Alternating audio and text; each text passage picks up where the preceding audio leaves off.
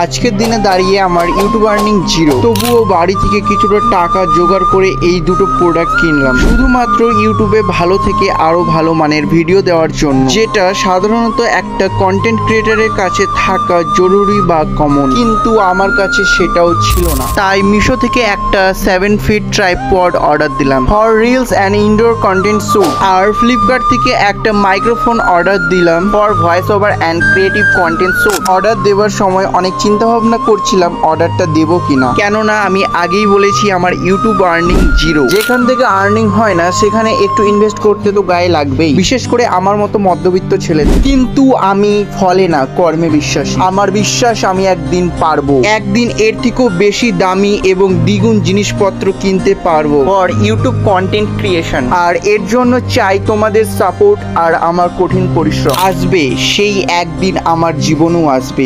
তোমাদের কি মনে হয় আসবে তো?